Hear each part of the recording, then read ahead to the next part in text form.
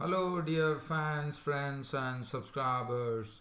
Welcome to the daily cricket show, Cricket Happenings.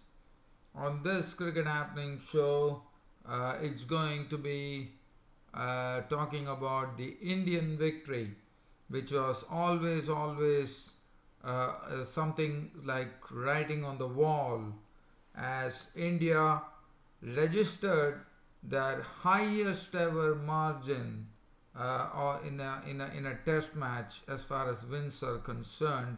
We are talking about away series wins, and India put up in fact, they had a very big win by 304 runs over Sri Lanka, so which was definitely to be expected.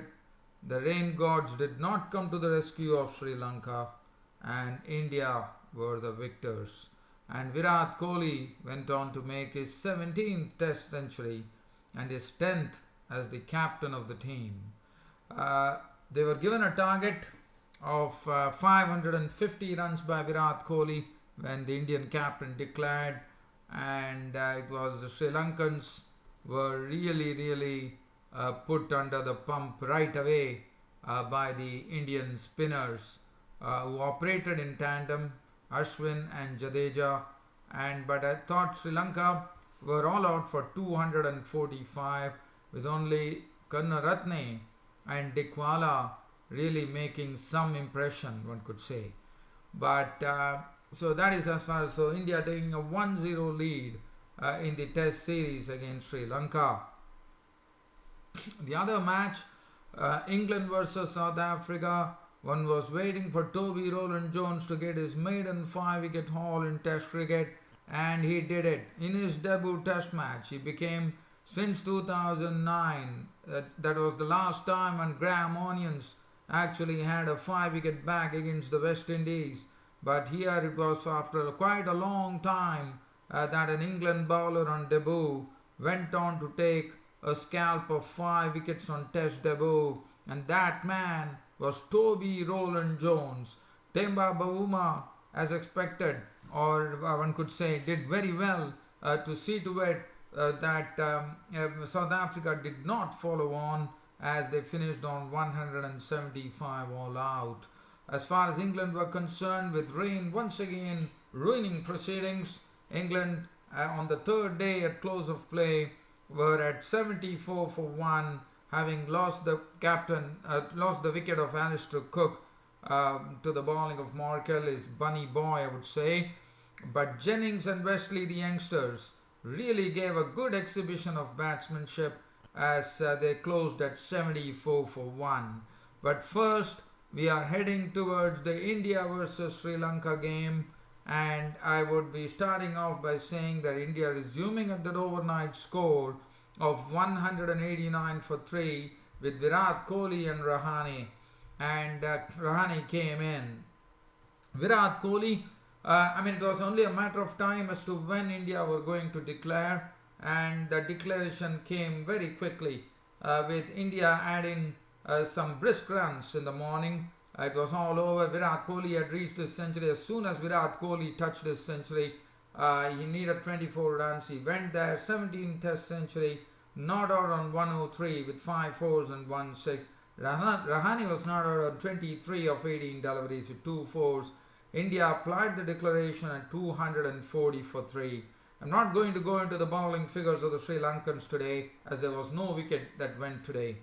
Sri Lanka were given an enormous target of 550, and one knew for a fact that with two people, with Sri Lanka also were without 2 of their players. One was Asela Gunaratne, who is already out of the Test match, and also Rangana Herath was not there, and it essentially meant that they were there with only nine players there, and Sri Lanka, it was only a matter of time as to when Sri Lanka would be losing this Test match.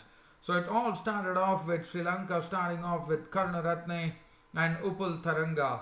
Upul Tharanga was given a tough examination with Mohammad Shami swerving the ball away from Tharanga, but then the next delivery, Mohammad Shami actually swerving the ball away from Tharanga, and Virat Kohli dropping an absolute sitter in the slips. He would have been cursing himself there, but did not take time. The very next delivery, Taranga was a goner as he incised that onto his time. Mohammad Shami cramped him for space, and Upul Taranga was a goner. Bowled by Mohammad Shami for 10. That was wicket number 1 for the Sri Lankans falling. Danushka Gunatilaka came in and left as soon as he came. As he tried to, in fact, it was a good field placing, one thought, from Virat Kohli. He had put Pujara at the square leg and told Yadav to probably bowl on his legs. And Yadav did did absolutely the very right thing in actually bowling a swinging delivery on the legs. And Gunatilaka obliged by trying to flick him away through the square leg region. Pujara got the catch and Gunatilaka was gone for 2. And Sri Lanka were really struggling at that stage. They had already lost 2 wickets, 29 for 2. Dimut Karnaratne was at the other end, and he was really trying to play every ball on merit, because he's such a defensive player and he's a perfect test match player. So he was doing what was expected of him to do, and then it was only Karnaratne and Mendes combining together to retrieve the situation for Sri Lanka by putting on a very good partnership, which yielded 79 runs to the good, as both really started chiseling together a partnership as the score started moving along. Mendes was really kept quiet, I would say. Karnaratne, as I said, he was always waiting for the loose ball to score off, and that was the time the spin twins Ashwin and Jadeja were in business. After that, there was all the wickets that fell went to Ashwin and Jadeja.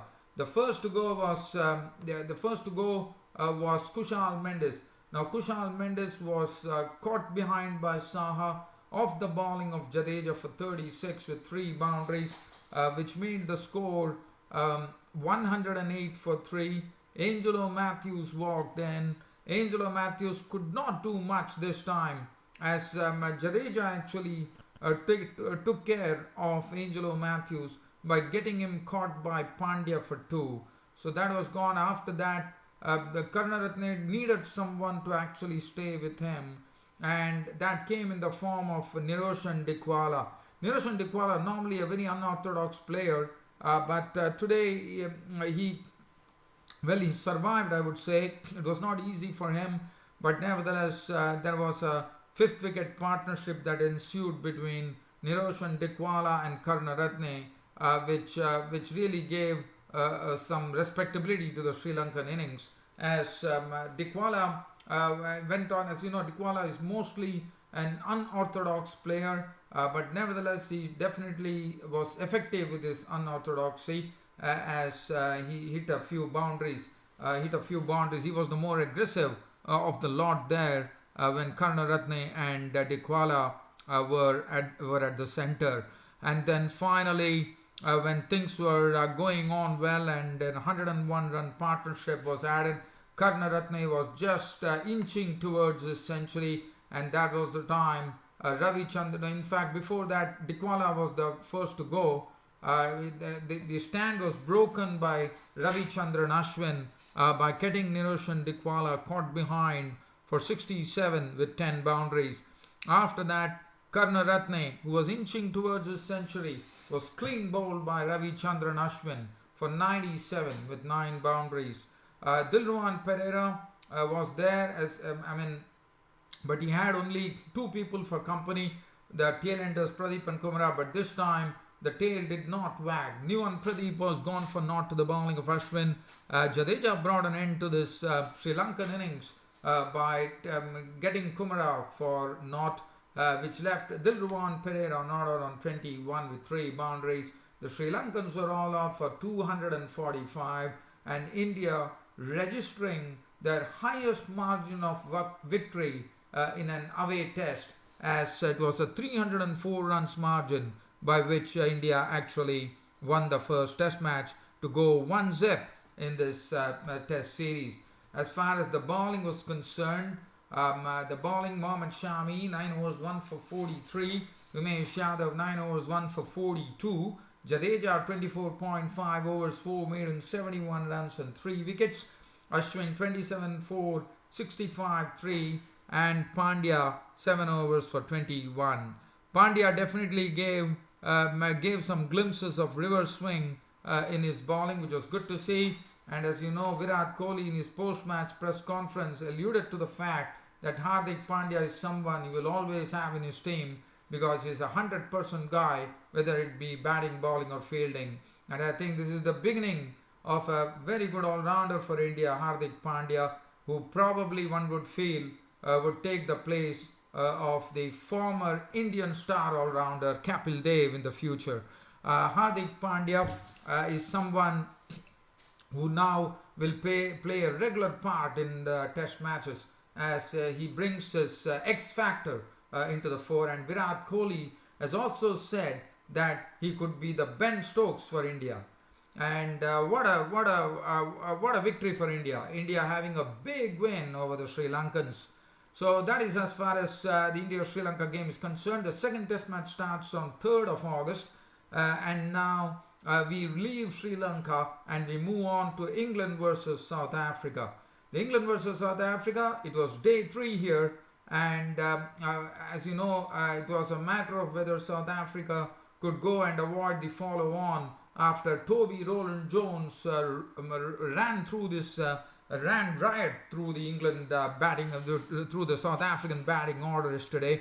And it was only a matter to see whether Temba Bavuma, the last of the recognized batsmen, could actually help the South Africans avoid the follow-on. Temba Bavuma definitely did. He got company from Moni Markel, who stayed there to make 17 runs before Anderson picked up his wicket with 3 fours.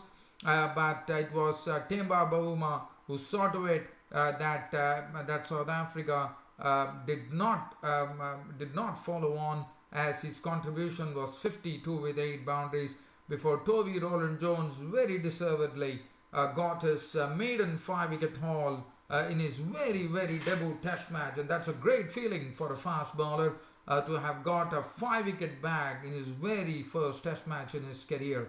And Temba Bavuma was gone for 52 with 8 fours. Philander came out to bat, which was very brave of him, and he finished on an unbeaten 10 with 2 fours, with the South Africans all out for 175. So thus giving a very big lead to England of 178 runs. Anderson 3 for 25, bowled excellently, brought 1 for 44, but Toby Rowland-Jones was the toast of the Englishman. 16.4 overs, 4 maidens, 57 runs and 5 wickets. Ben Stokes 7 overs, 1 maiden, 1 for 26. Root Ball 2 over 5, and Moeen Ali 5 overs, none for 9. Now England came on to bat on the 3rd day with Alistair Cook and Keaton Jennings. But I have to say that Moni Markel was bowling a superb line, even though Vernon Philander was not able to hit his straps, probably because of his illness that he had yesterday with the stomach bug. But Alistair Cook was really tested by Moni Markel. He tested him quite a few times, and then finally a beautiful delivery from Markel, which pitched and went on to hit the off stump.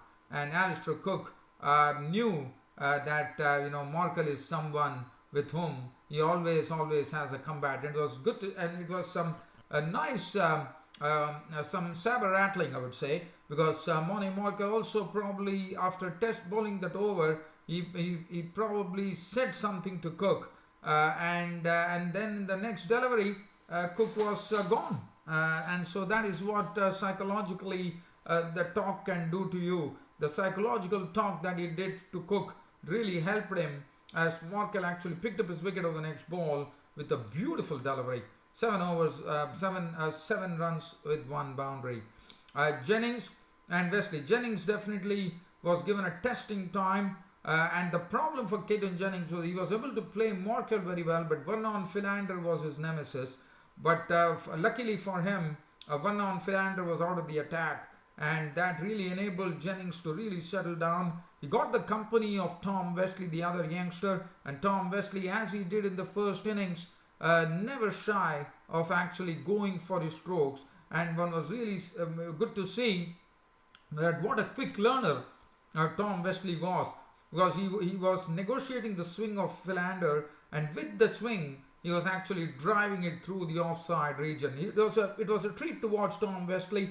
Really has some style in him, no doubt about it, as he went on. And Jennings also, as I said, in the company of Westley, he started gathering that confidence. He also started playing some strokes, and suddenly this England innings was really going along nicely at 74 for 1, with Jennings not out on 34 with 7 boundaries. Westley was not out on 28 with 6 boundaries, as the rain actually brought a premature close to the third day here at the Oval, with the England score on 74 for 1. But the good news for England is that right now they are leading in this particular test match with an overall lead of 252 runs. They have 9 wickets intact, and they have 2 full days to go. So a sure result coming up and England. It's a matter of time as to see, like probably tomorrow by tea time. I reckon that England might even declare the innings to probably put a target of around 500 odd runs to the South Africans, and that should be a real beauty on Sunday. Well, dear fans and subscribers, I'm just trying to see whether there is any other cricket news that I could actually cover for you. I'm just trying to see, is there anything else that I could really speak to you. Well, dear fans, I don't see anything really popping up right now which would be of great information. Nothing of sort. So it's about time for me to bring the curtain down on this cricket show for today by signing off for the day. Thank you, and see you tomorrow.